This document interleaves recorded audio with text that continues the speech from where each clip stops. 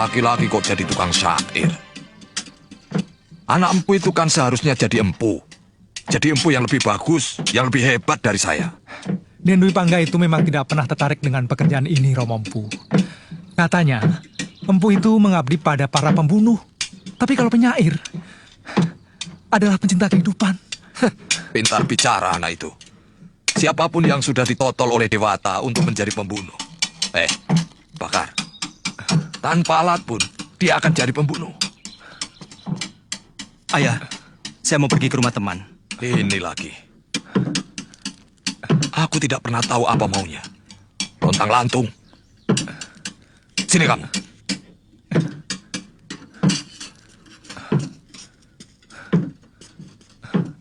Di sini tempatmu. Bara api dan besi akan menempa dirimu menjadi manusia tangguh. Paham? Bagus. Menjadi empu itu tidak hina. Bahkan para kesatria menaruh hormat. Ini adalah pekerjaan orang-orang mulia.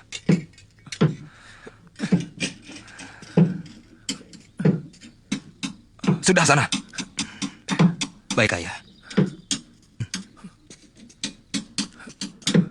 Mereka tidak sadar bahwa kehormatan keluarga, kecukupan harta yang mereka nikmati dari bayi, adalah karena kemampuanku dalam membuat senjata. Keberhasilan para narapati serta senopatiku yang gagah berani itu tidak akan mulus tanpa memiliki senjata pusaka. Untuk itu, aku sangatlah menghargai empu yang dengan sangat tekun telah menciptakan senjata-senjata pusaka untuk mereka. Untuk jasanya yang tidak terkira itu, aku hanya bisa memberi hadiah yang nilainya jauh lebih sedikit dibanding rasa terima kasihku yang hampir tidak bisa diukur dengan angka. Empu Hanggareksa, mendekatlah padaku untuk mendapatkan sedikit anugerah dariku.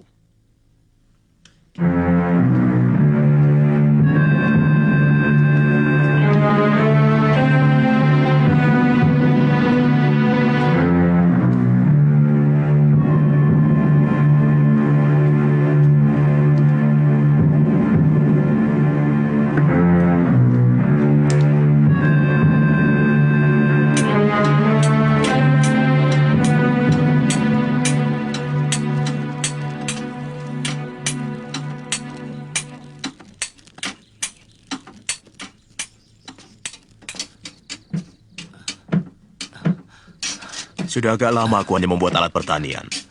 Tapi dengan mutu baja yang lebih baik dari yang biasa dibuat. Mengapa? Padahal kata Ayah, semua senjata pusaka buatan paman pasti hebat. Membuat alat pertanian adalah pengabdian pada rakyat. Sedangkan membuat senjata adalah pengabdian kepada hawa nafsu. Yang akhirnya akan menyengsarakan rakyat. Tetapi yang saya tahu, pada saat ini masih banyak para pendekar yang menjadi begundal-begundal para hartawan yang jelas-jelas memeras rakyat, Guru. Bagaimana itu? Itu namanya bukan pendekar. Karena seorang pendekar itu pembela kaum lemah. Dan sangat setia pada keadilan, kepada negara. Setiap orang bisa saja memiliki ilmu kanuragan dan kedikdayaan. Tapi tidak setiap pemilik ilmu itu adalah pendekar.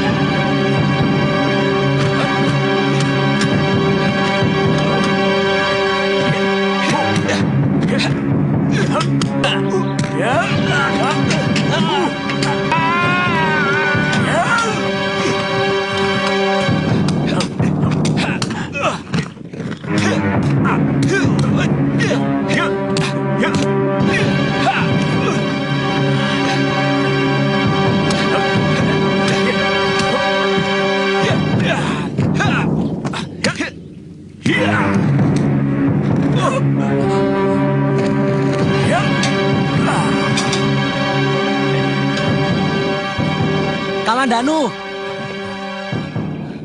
gunakan jurus naga puspamu.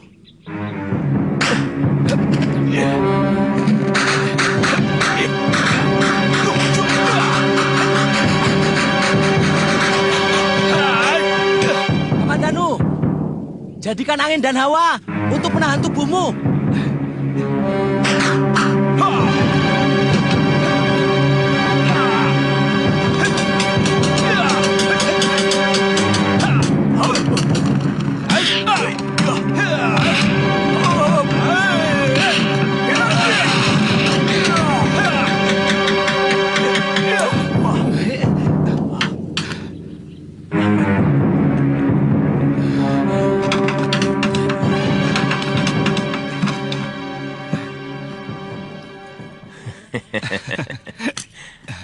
Kau berhasil mengecohku. Serangan tanganmu tadi begitu cepat sehingga menutupi pandangan mataku. Itu adalah kunci keberhasilanmu. Sayang, kau terlalu bernafsu menyerangku, sehingga kurang teliti. Benar, Guru. Saya merasa Guru selalu mampu membaca serangan saya. Mungkin arah serangan saya sudah Guru baca dari sorot mata. Benar. Seorang pendekar yang arif harus mampu membaca serangan lawan lewat sorot matanya, Iya. sehingga kita dengan mudah menghadapi jurus lawan. Itu kamu harus pelajari. Baik.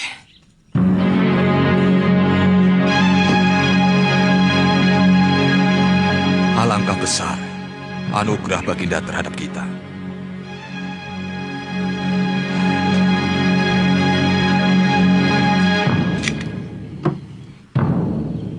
Lihat, ini semua karena pekerjaan ayah sebagai seorang empu.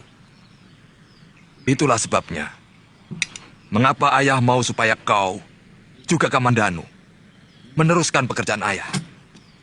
Bahkan seorang adipati pun belum tentu menerima anugerah sebanyak ini.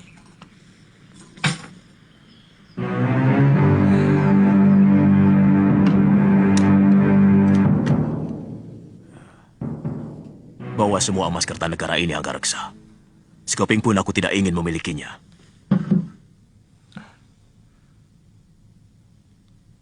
Jangan berlebihan, Kakang.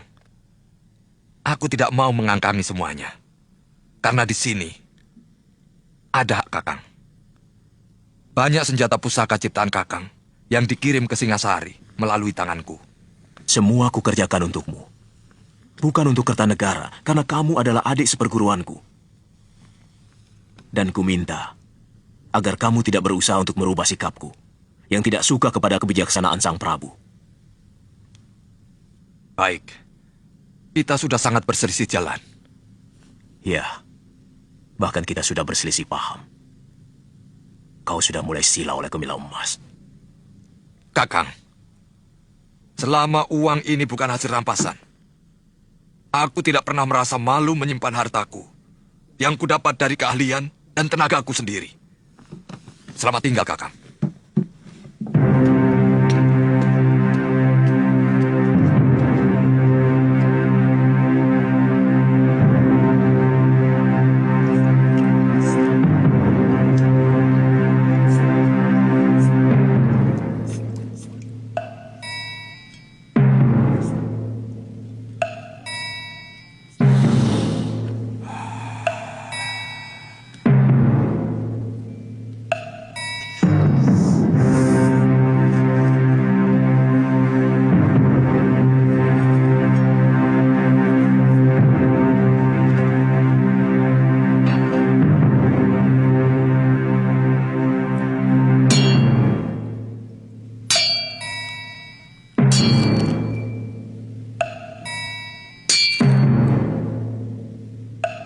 Masih kalah juga.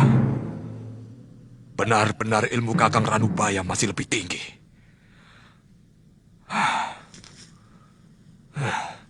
Kakang Ranubaya akan membahayakan kedudukanku. Ini tidak boleh terjadi.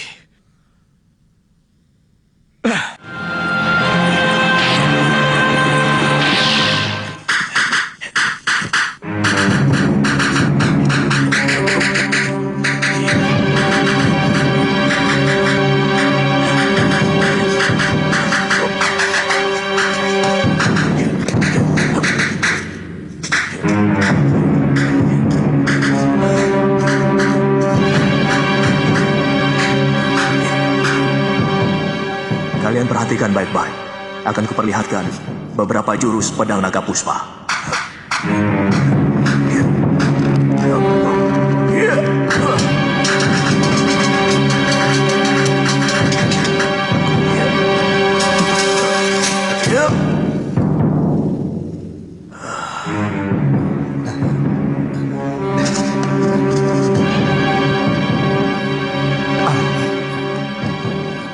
Guru, kok kayunya masih utuh, Guru? Os, help!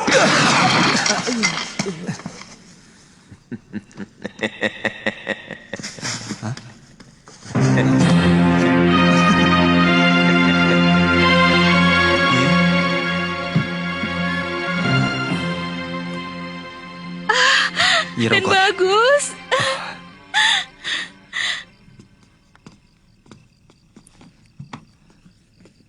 bagaimana kabar ayahanda, Nyi? Sehat. Tapi akhir-akhir ini Gusti Sepuh sering mengurung diri di kamar pengisian. Nyai tidak tahu kenapa Gusti Sepuh sering murung. Mungkin memikirkan kamu.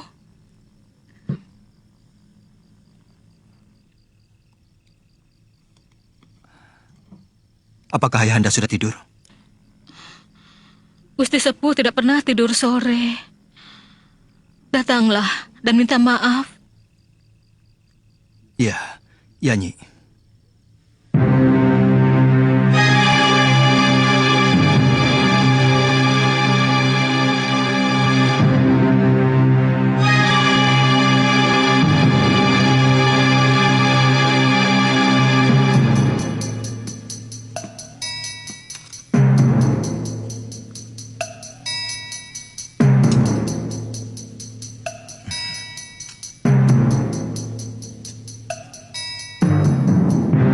Duli Paduka Gusti Prabu. Sebagai abdi yang ditugaskan membuat senjata pusaka dan semua perlengkapan tentara Singasari, serta mengelola ruang penyimpanan dan pemeliharaan senjata istana Singasari. Maka sesuatu yang merongrong kewibawaan negara benar-benar menghantui pikiran hamba. Di kampung tempat tinggal hamba Kurawan, ada seorang empu senjata yang juga baik mutunya. Dia bernama Empu Ranubaya. Berkali-kali hamba mengajak dia untuk ikut mengerjakan pesanan Paduka Gusti, tapi dia selalu menolak. Bahkan berani menghina Gusti Prabu sendiri. Hamba bersedia membantu utusan Paduka untuk menindak Empu Ranubaya yang cenderung untuk berkhianat.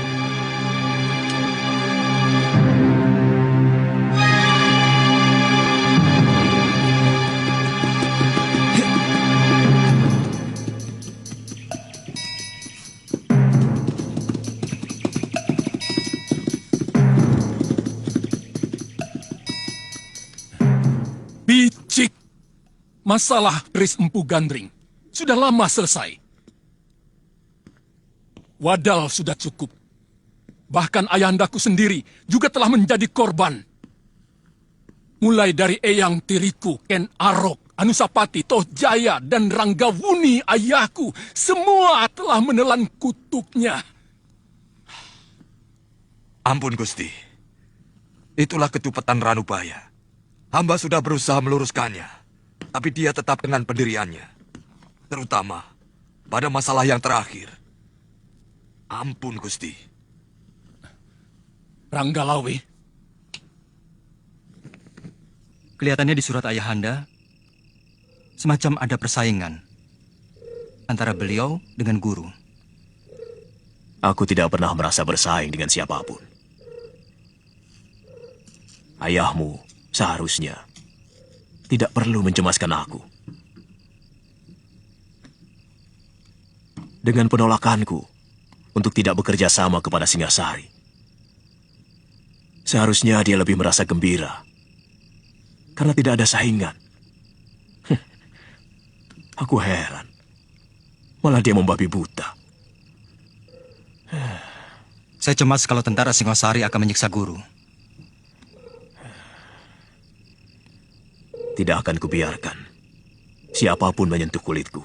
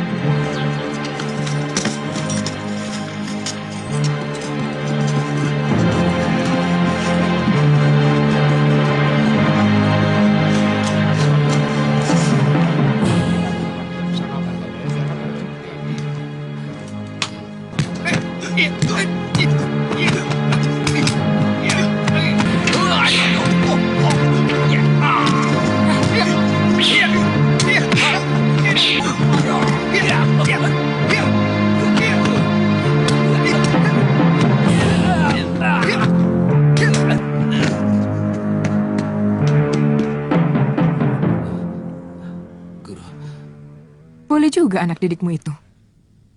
Aku suka watak jahatnya. Mari.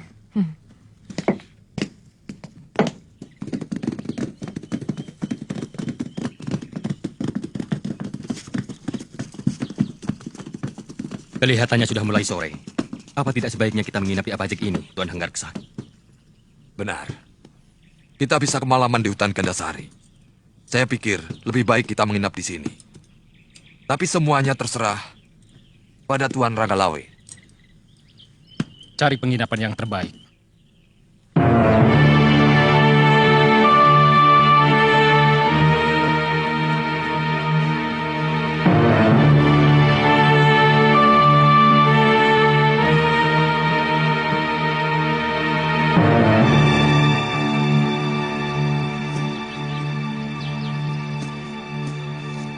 Waduh. Selamat datang, tuan-tuan. Apakah tuan ingin menginap? Carikan kamar yang terbaik untuk Tuan Ranggalawe dan Empu Hanggarksa. Baik, tuan.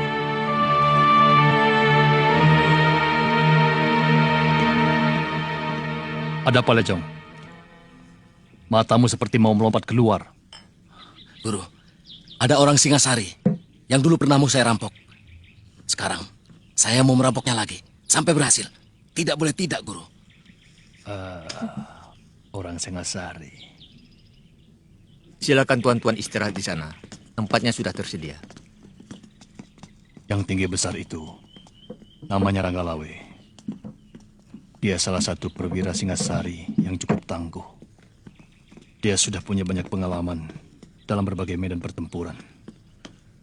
Anak wira raja itu sangat sakti. Siapkan makanan dan minuman. Kalau yang berpakaian seperti pendeta itu, siapa? Aku belum kenal. Kemungkinan dia seorang empu keris.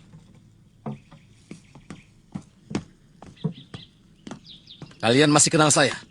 Tentu. Kamu adalah kelas kambing yang pernah mau merampok kami. Dan sekarang, saya mau minta semua harta yang kalian bawa. Jangan main-main. Kumpulkan seluruh uang kawan-kawanmu. Katakan pada mereka, aku sangat butuh.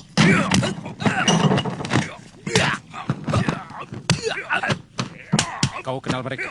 Ya, dulu pernah mau saya buntungi kedua tangan mereka. Saya harus menghukum kedua orang itu.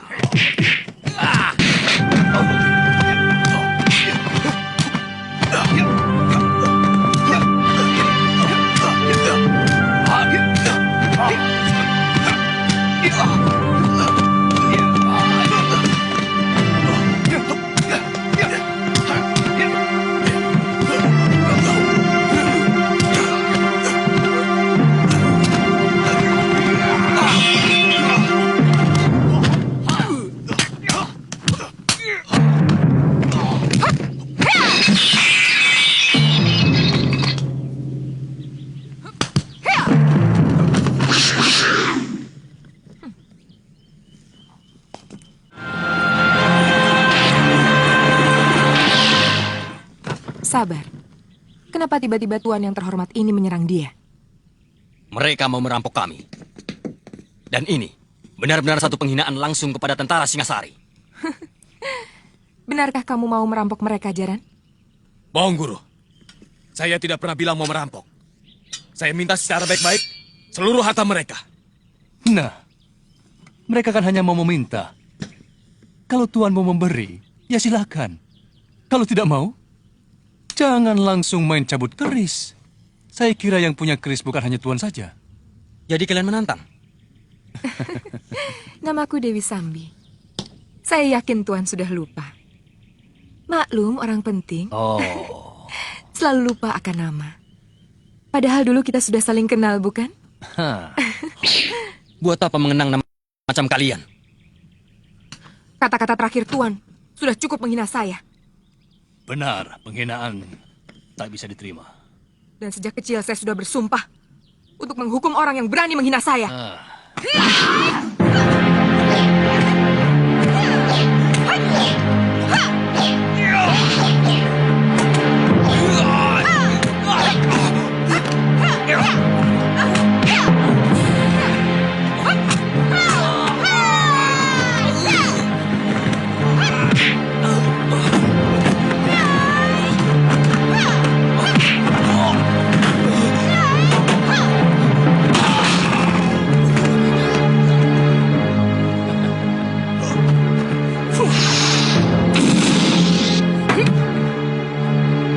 Sambi, biar aku yang mengurus orang-orang Singasari ini. Kau cepat susul orang yang tadi.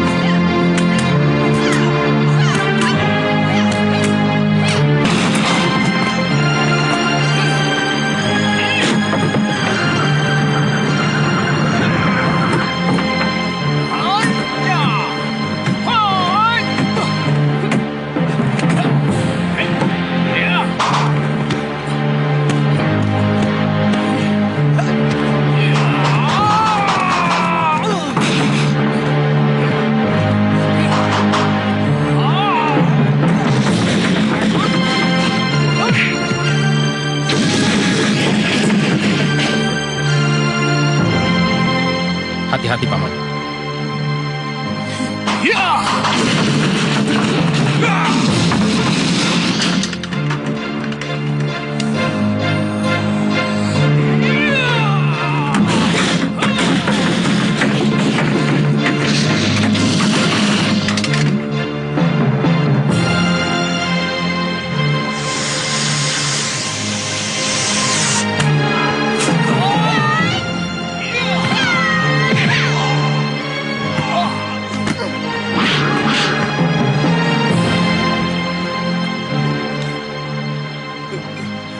Selamatkan nyawanya, Paman.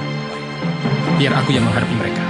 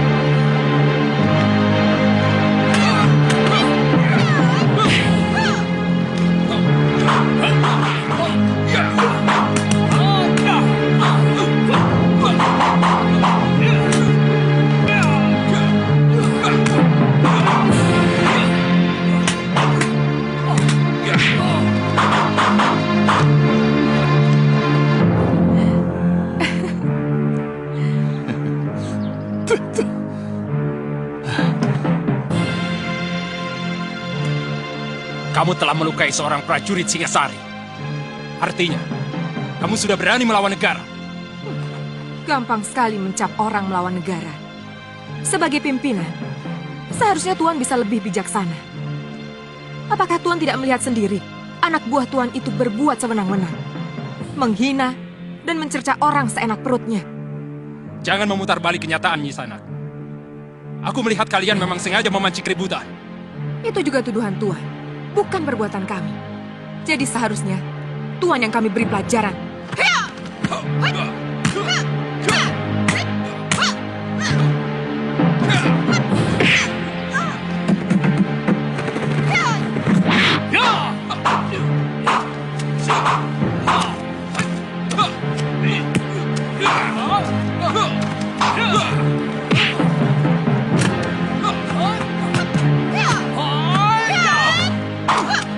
Go!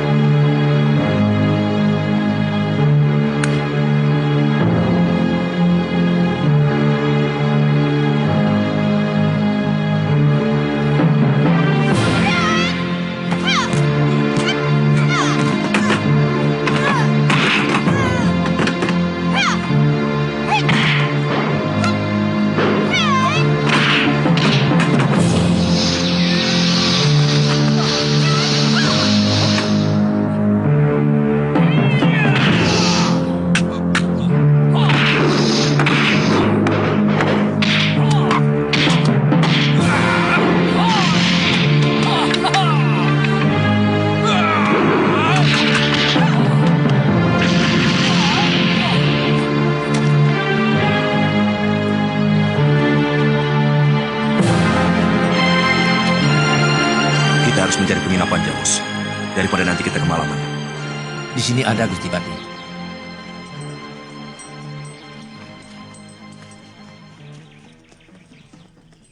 Tuan Ragalawe, kalau Tuan mampu mengalahkan saya, silakan kami semua Tuan bawa ke penjara Singasari. Tapi kalau saya mampu mengalahkan Tuan, kami semua harus dibebaskan. Dan jangan ada lagi yang menghalangi langkah kami. Boleh. Tapi yang disebut kalah adalah sampai mati. Kau atau aku yang mati. Itu yang mengganggu langkah kami.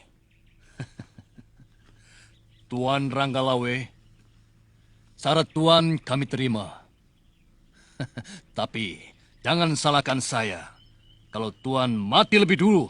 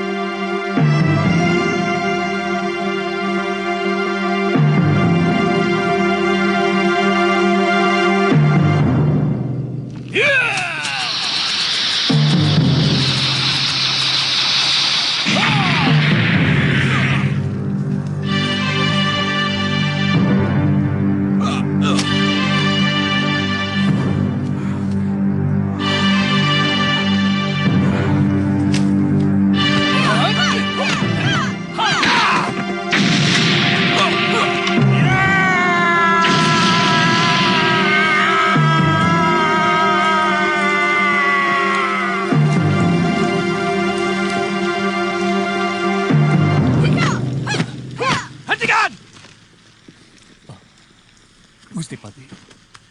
Jangan diteruskan. Tuan Patih Kebamundarang. Apa urusan Tuan dengan kami? Ini daerah Singosari, bukan Gelang-Gelang. Tuan tidak berhak melarang siapapun di sini.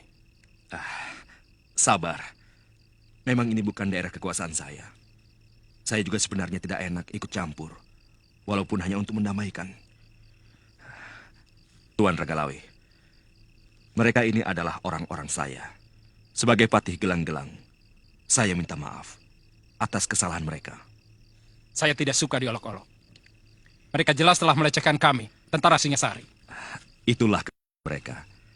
Mereka tidak tahu sedang berhadapan dengan siapa. Mereka tidak kenal Tuan Ranggalawe yang sudah termasyur sebagai Panglima Perang Pilih Tanding.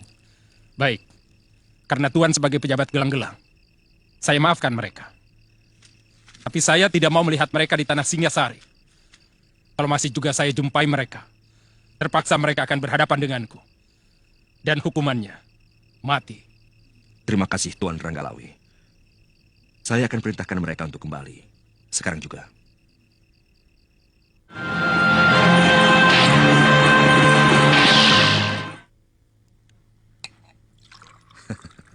Aku tahu, kalian pasti kecewa.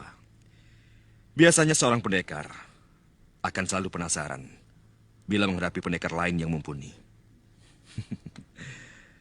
Tapi kali ini, aku minta kalian benar-benar menyadari ada kepentingan yang lebih besar dari sekedar mengalahkan Ranggalawe.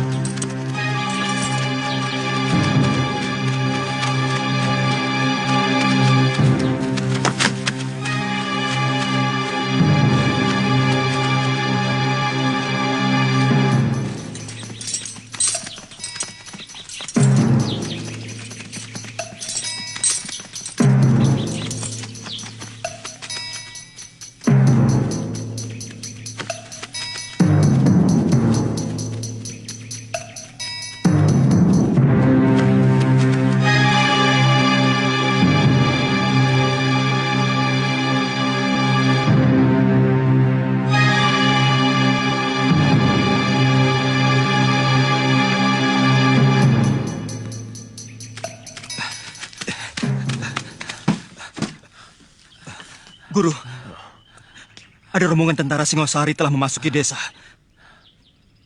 Mereka mungkin mau menangkap Guru. Sebab Ayahanda ada di antara mereka, Guru. Di mana kalian lihat? Di Bukit Padang Rumput. Masih ada waktu. Wirot, kamu jaga jalan menuju kemari. Kalau mereka sudah terlihat, cepat beritahu. Baik, Guru. Apakah Guru mau menyerah? Aku akan pergi. Sebab kalau aku sampai tertangkap, nasib ayahmu tidak akan lebih baik. Tentu kau pernah mendengar tentang Kris Empu Gandring? Iya, pernah, Guru. Empu Gandring tewas oleh Ken Arok. Dan terus-menerus, Kris itu menuntut balas pada sanak kadang Ken Arok yang meneruskan kekuasaannya di Singasari.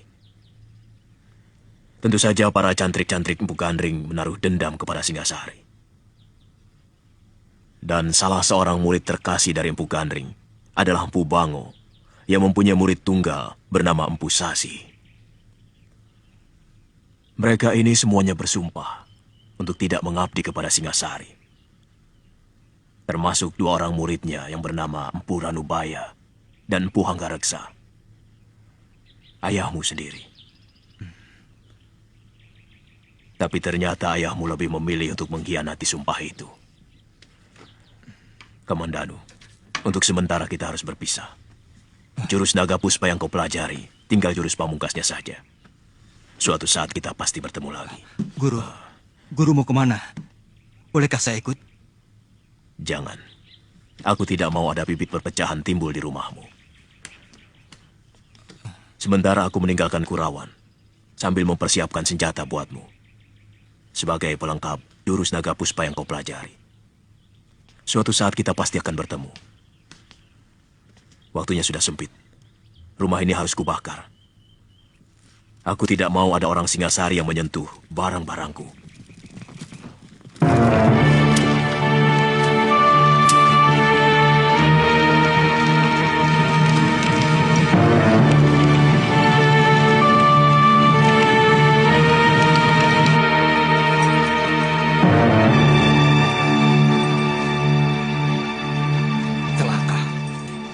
Ada apa, Tuan? Rumah Ranubaya terbakar. Pasti ada yang tidak beres.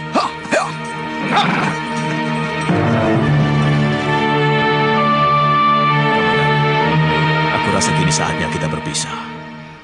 Aku berjanji suatu saat aku akan mencarimu. Untuk menyerahkan keris yang aku ciptakan. Untuk melengkapi jurus naga puspa. Aku minta kamu harus mengamalkan ilmu itu. Untuk membela kaum yang lemah. Baik, Guru.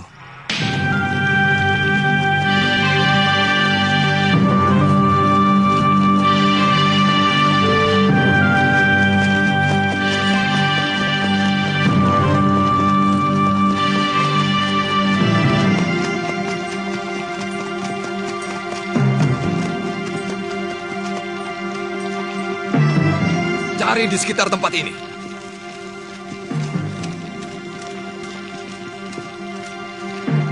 Pasti ada yang memberitahu. Apakah Tuan pernah menceritakannya pada seseorang? Bahkan pada anakku sendiri pun tidak.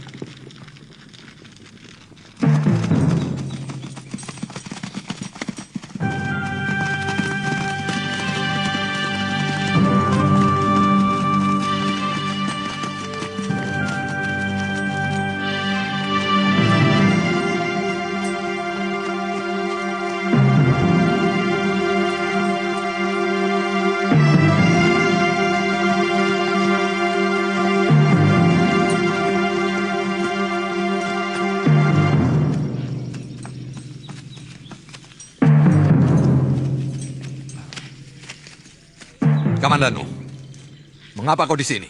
Mengucapkan selamat jalan pada Paman Ranubaya, Ayah. Rupanya selama ini kau minggat kemari. Saya nggak suka beruh di sini, Ayah.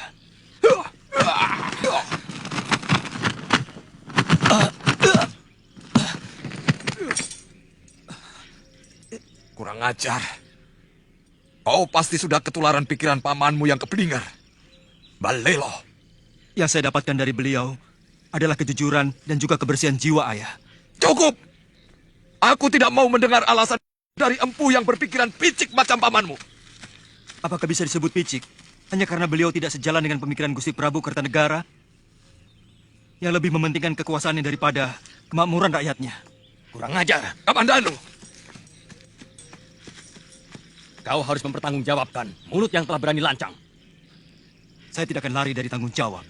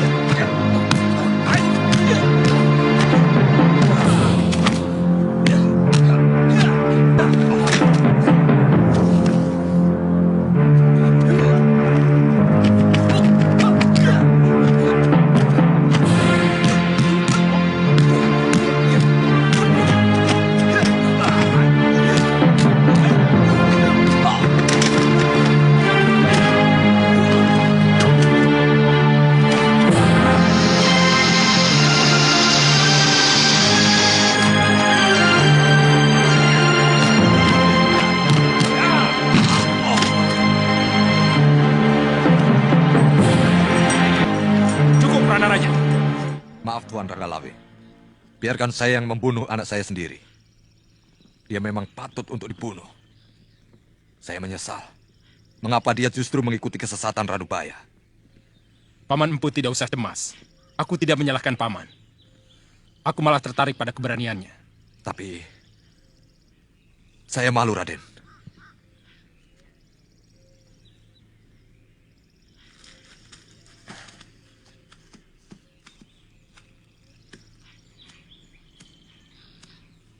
Aku kenal jurus-jurusmu. 12 jurus naga puspa, ciptaan Pugandri. Kukira ilmu itu sudah lama sirna. Ternyata masih ada yang mewarisi. Kau siap, Kamandanu?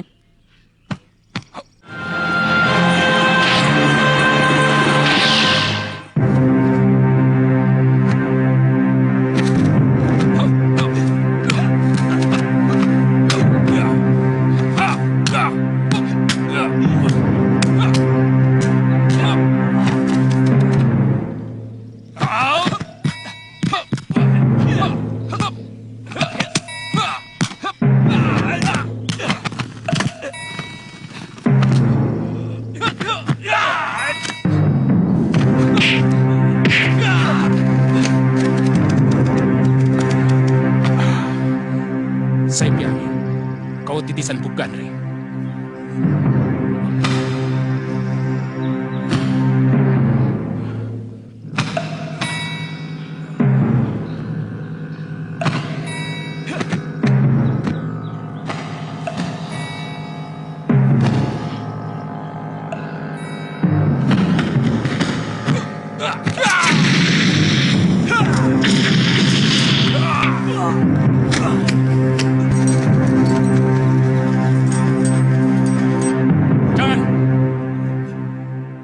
Aku sangat menghargai kejantanan dan keberaniannya.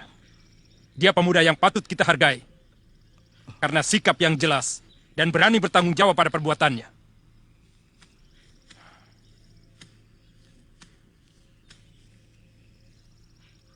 Makan obat itu untuk menghentikan darah dan mengeringkan luka dalam. Bunuh saja sekalian anak itu, Tuan Ranggalawe. Saya merasa gagal punya anak seperti ini. Dia berbakat menjadi seorang pahlawan. Karena dia setia pada sikap. Kamandanu, kau kuampuni. Kau boleh pergi sesuka hatimu. Dan yang perlu kau camkan adalah, kau boleh benci pada siapapun. Tapi belalah negerimu. Terima kasih, Gusti. Maafkan saya, Ayah. Maafku sudah kering, diserap oleh kekecewaanku padamu. Kau terlarang untuk datang ke rumahku, bahkan ke desa Kurawan ini. Pergilah. Ikuti terus jalan pikiranmu yang liar tanpa kendali itu. Sudah lama aku merasa tidak punya anak seperti kamu. Tidak apa-apa, Ayah. Saya akan tetap merasa bahwa saya anak Empu Hanggareksa.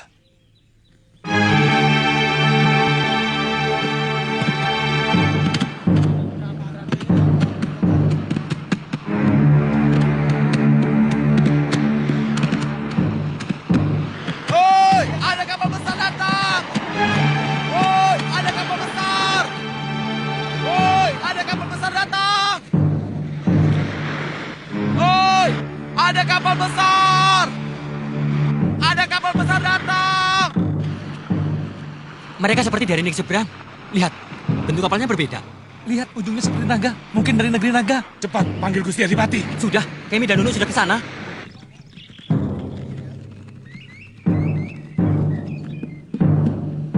Ya, terus! Dorong, rapat! Terus! Dorong terus! Ayo, rapat terus!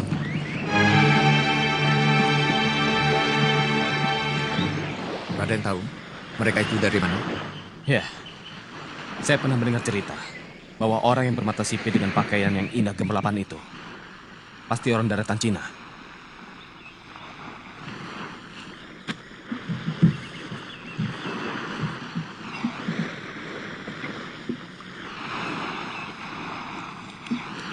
Kami datang dari kerajaan Mongol. Kami mau ke kota raja. Bisakah Tuan menunjukkannya?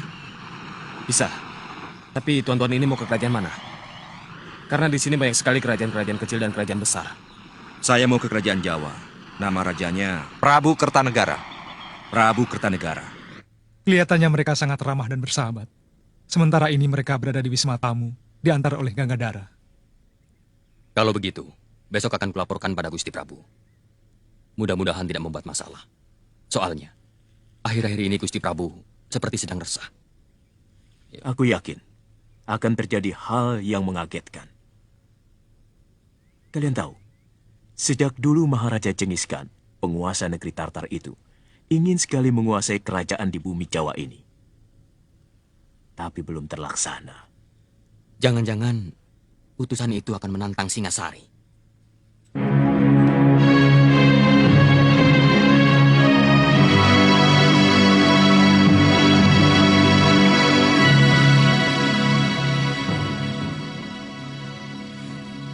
Hamba mengaturkan surat dari Baginda Maharaja Kubilai Khan, penguasa dari daratan Hindustan hingga pantai timur negeri Cina.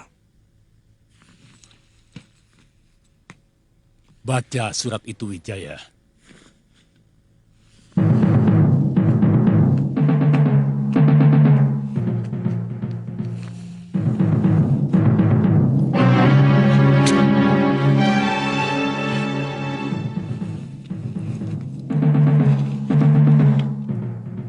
Salam sejahtera buat Tuan Prabu Negeri Jawa.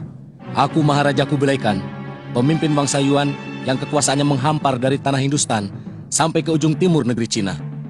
Akan menjamin keselamatan negeri Tuan kalau Tuan mengakui kekuasaan kemaharajaanku yang perkasa. Pasukan kuat kami mampu bergerak seperti badai gurun pasir, menghancurkan siapa saja yang berani menentang kekuasaanku. Kapal-kapal lautku mampu menutup lautan dan sungai-sungai di negeri Tuan. Sebaliknya, kalau Tuan Prabu menerima ajakan baikku, maka kami akan membuka perdagangan dengan negeri Tuan dengan perasaan damai. Jawaban Tuan Prabu sangat kutunggu.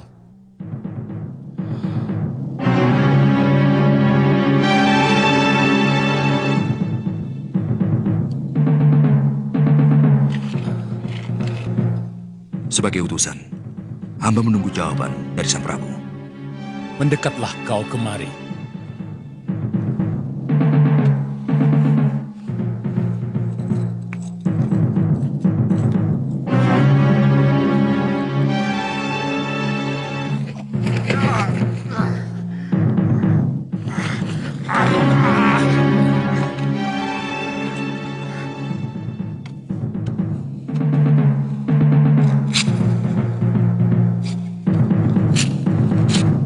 Itulah jawaban.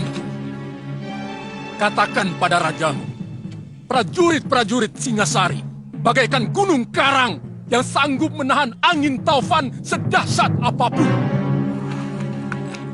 Kau akan menyesal dengan perlakuanmu ini. Negerimu akan merata dengan tanah.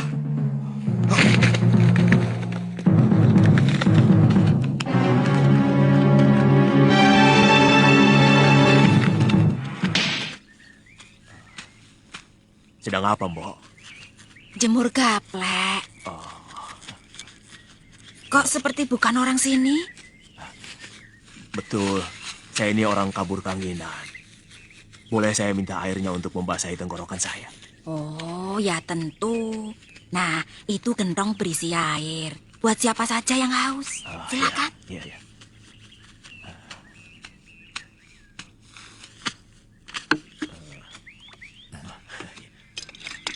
Minta ya, Pak.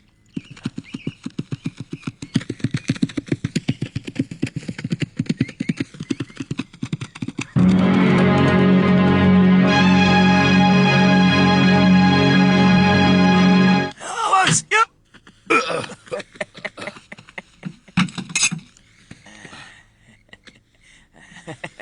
Sayang, golok sebagus ini, tapi mutu bajanya kurang sempurna.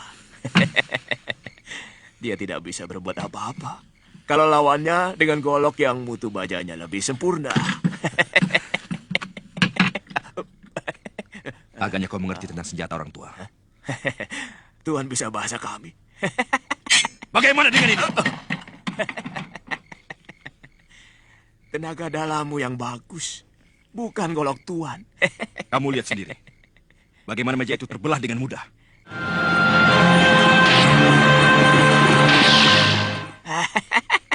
Meja itu terbuat dari kayu.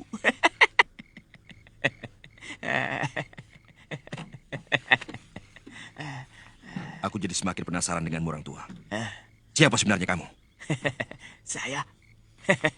Saya adalah empu, pembuat senjata. Jadi, saya tahu mutunya dan bagaimana sepuhnya. Saya akan buktikan bahwa senjata Tuhan tidak bermutu. Ayo ikut saya.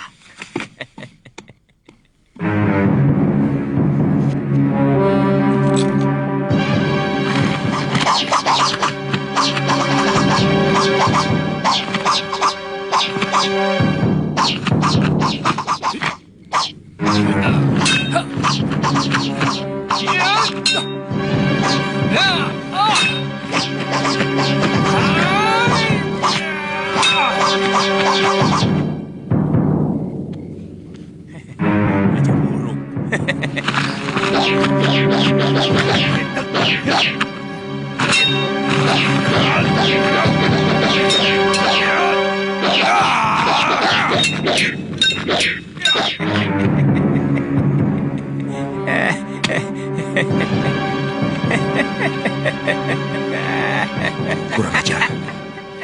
Kita ditertawakan orang Jawa itu. Suruh dia buktikan bahwa senjatanya lebih baik dari milik kita. Orang tua, kau harus buktikan bahwa senjatamu lebih baik dari yang kami miliki.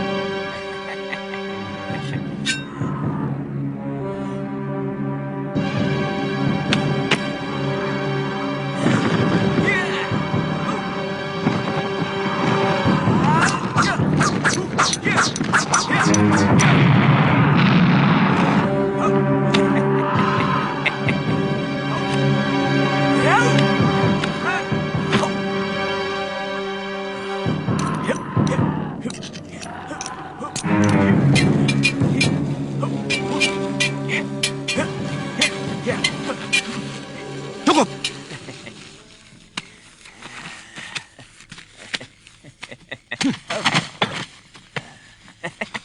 Boleh aku lihat senjatamu orang tua? Ini asli buatan Jawa. Dengan bahan besi yang ada di perut-perut gunung. Di tanah Jawa ini.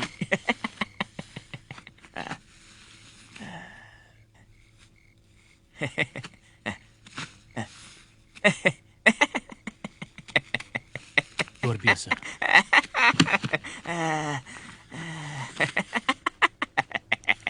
senjata Tuan memang hebat. Kami mengakui kelebihan Tuan dalam ilmu membuat senjata.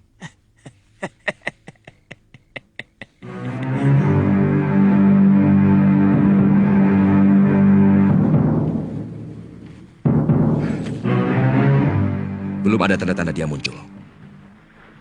Jangan-jangan dia tertangkap. Kelihatannya orang tua aneh itu bukan orang sembarangan. Wong Chow juga bukan orang sembarangan. Racun penenangnya sangat ampuh.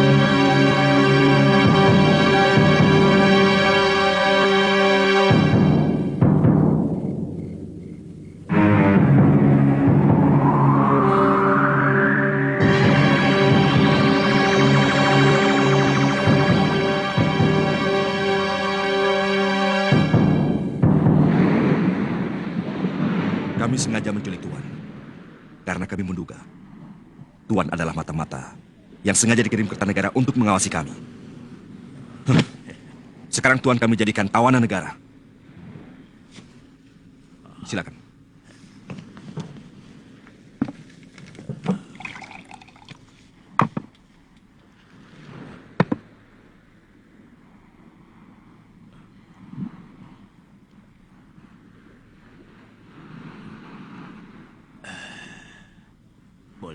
Tidak. Aku tahu. Tuan pasti ingin melupakan bahwa Tuan sedang menjadi tawanan kami.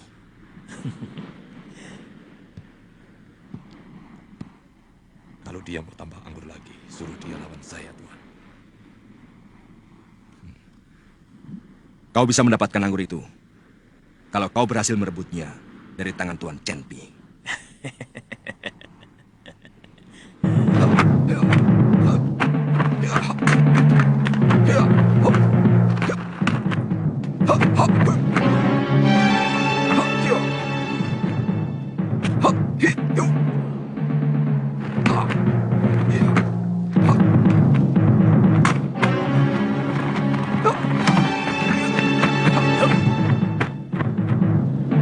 Ayo.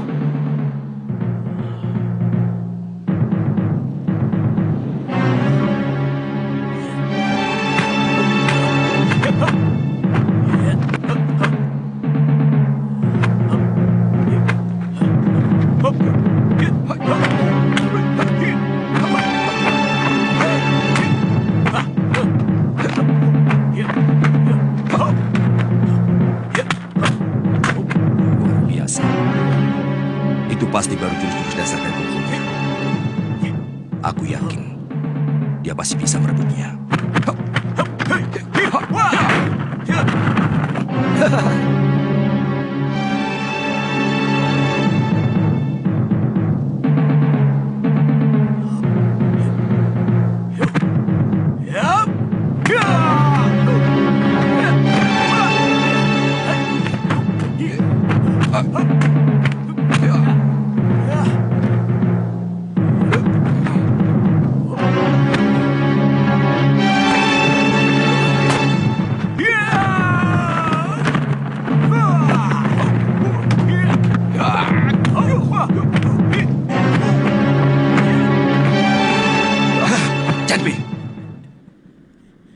Orang tua ini telah mendapatkan haknya sesuai janjimu. Kau harus jujur.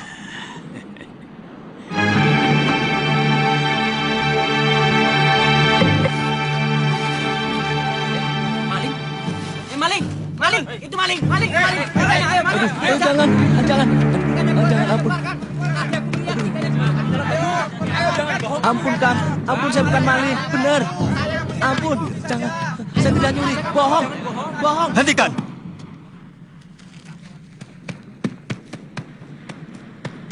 Saya akan bayar semuanya, apa yang telah diambil.